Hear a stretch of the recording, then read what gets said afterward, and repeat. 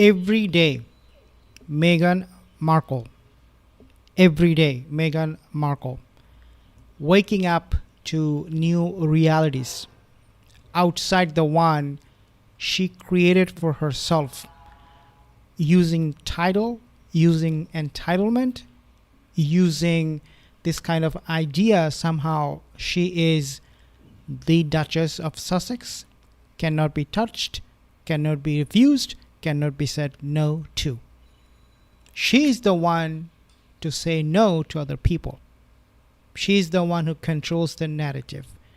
But every single day, she is waking up to this reality that is not the case at all.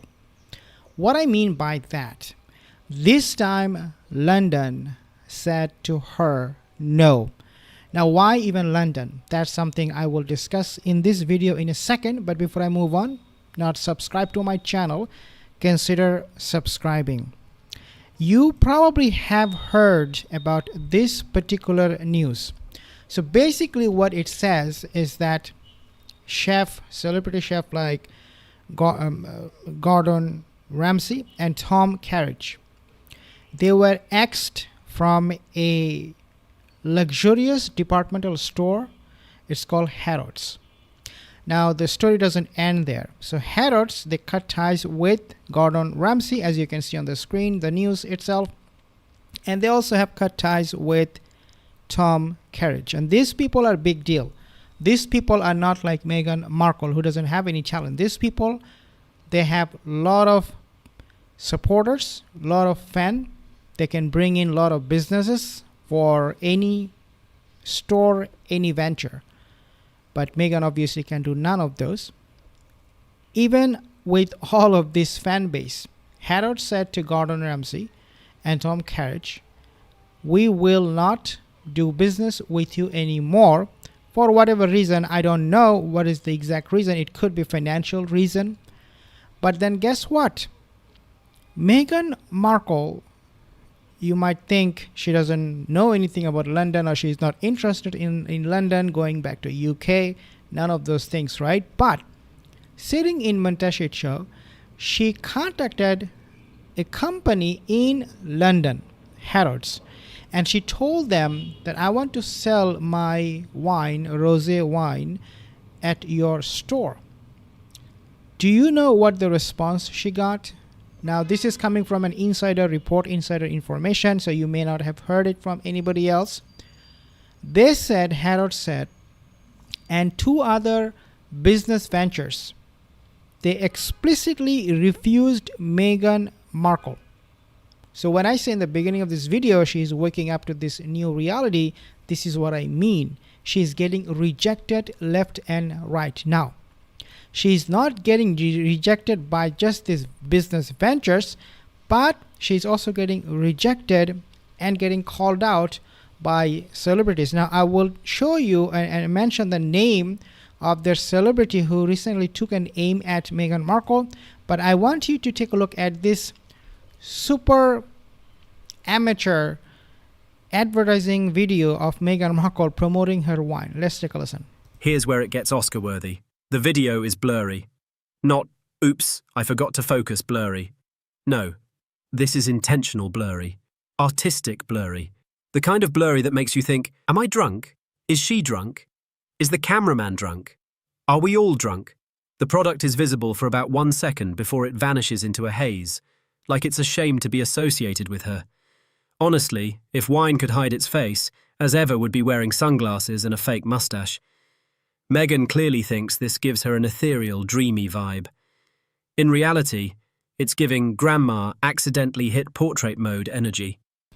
This is not the first time she made a big mistake with her ad, promotional ad. She did this before on many occasions. Even choosing people who she should be sending her jam and jars, she made big mistakes there too, because jam and jar, that became a big flop. Nobody whom she sent those gifts promoted her, talked highly about the product itself. Nobody. Therefore, her jam business is a complete flop, and now she is actually ruining her business with the rosé wine. Now, remember I mentioned to you about this celebrity who is also calling Meghan out. According to this report, this is what they're saying. Scarlett Johansson has never been the type to tiptoe around sensitive topics. But what she pulled off on Saturday Night Live had even seasoned Hollywood insiders raising their eyebrows.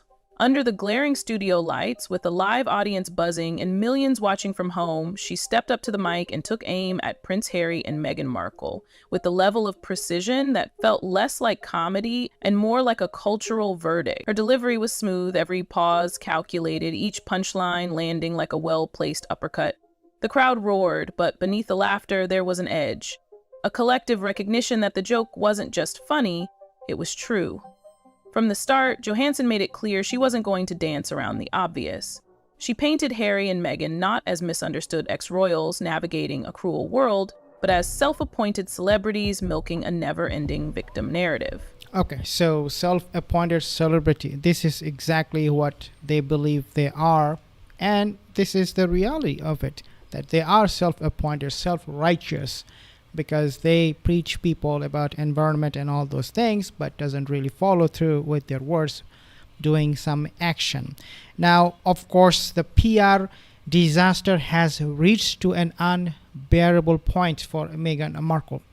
She now is coming out talking about some of the things that are being discussed widely on the internet, especially after Valentine Lowe, he published his book calling out Meghan Markle's bullying behavior. Meghan right now, unlike in the past, is responding. So what she is saying, take a listen. Meghan Markle is once again on the attack, and in her sights is Valentine Lowe, the journalist who broke the bullying allegations story. And he recently did an interview with Kenzie Schofield where he elaborated a bit more about how the former staff of Meghan Markle still continue to have bad recollections of their time with her, live in fear of her, and are still experiencing a level of PTSD. And Meghan, of course, went way overboard trying to combat this narrative. Of course, Meghan's problem is that her greatest problem is Meghan Markle. And she is exaggerating to such an extreme, it reaches a point of absurdity. But it's sort of interesting to, I think, analyze Meghan's rebuttal here because she is revealing so much about herself and how she's trying to utilize her PR team to attempt to salvage the reputation she herself destroyed. So okay. So again, Meghan destroyed her own reputation. Meghan is destroying her own rosé wine brand. Meghan destroyed her jam and jelly brand. Nobody she can put the blame on except for herself. That's her own doing. She has become so irrelevant. She has become so delusional. She doesn't know how the real world works whatsoever. Coming out at this point, rebuttaling those accusations of her bullying staffers is something I find to be very strange. Why would she do this if she never bullied anybody? I would, for myself, never explain to anyone. Never ever. Because I know at the end of the day, I'm a good person. I did not bully anybody. But the reason she is responding to those bullying allegations, especially right now, is because she is the guilty person. Mark, Lizzie, thank you guys. Karina, Gina, Mark, Lizzie, thank you guys for your comments. Pamela, see you in the next video. Have a wonderful day. Take care.